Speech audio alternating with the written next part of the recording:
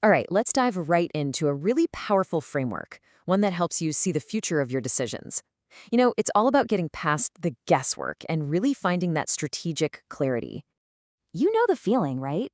We've all been there. The quarter just slips away. A big product launch doesn't quite hit the mark. Or maybe one of your best people just completely burns out. It's that awful moment when you make these huge decisions only to realize way too late that you've made a mistake and the damage is already done. And that's the classic trap, isn't it? Hindsight is 2020.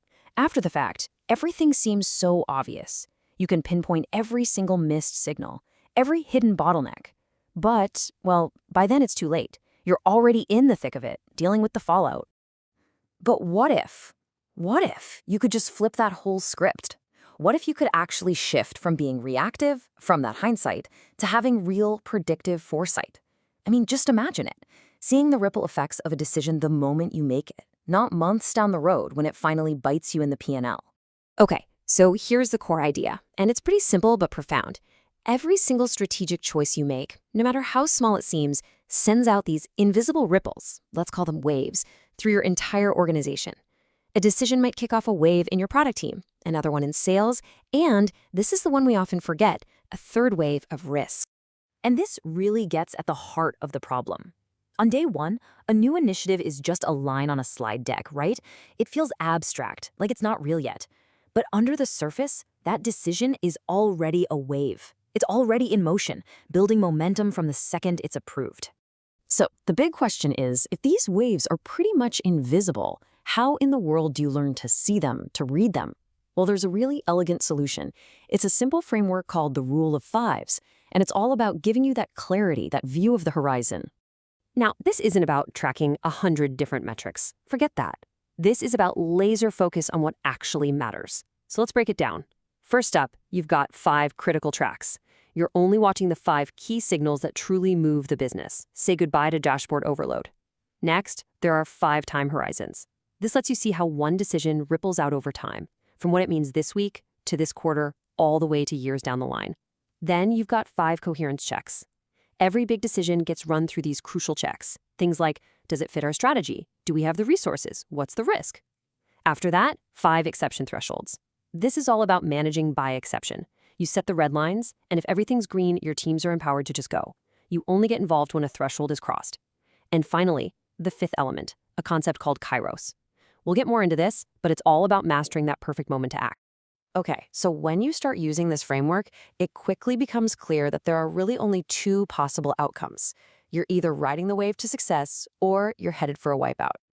And this visualizes it perfectly. On one hand, you have coherence. This is when your product, sales, and risk waves are all in phase, working together. The wave lifts you up. You can ride it. But on the other hand, you have the wipeout.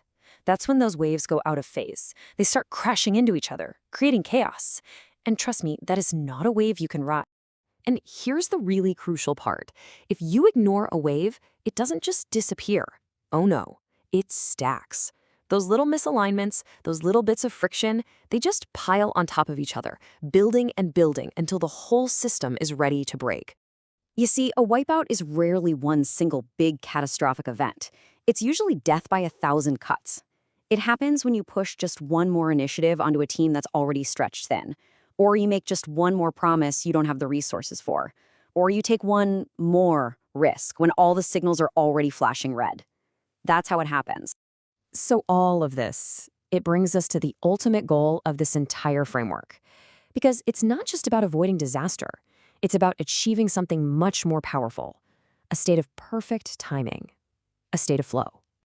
And that brings us back to kairos. Remember that 5th element? It's an ancient Greek concept, and it means the opportune moment, the perfect time. It's the art of mastering not just what you need to do, but knowing precisely when to do it for the biggest possible impact. Let's go back to that surfing metaphor. Kairos is that perfect fleeting moment, the one where you drop in on the wave. It's where you get maximum leverage with minimum friction.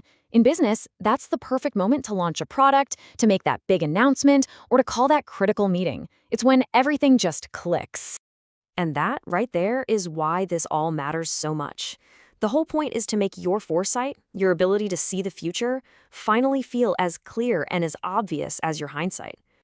So, as we wrap this up, I want to leave you with a question to think about. What unseen waves are building in your organization right now? Based on the decisions you're making today, what undercurrents of product, sales, and risk are already gaining momentum just beneath the surface?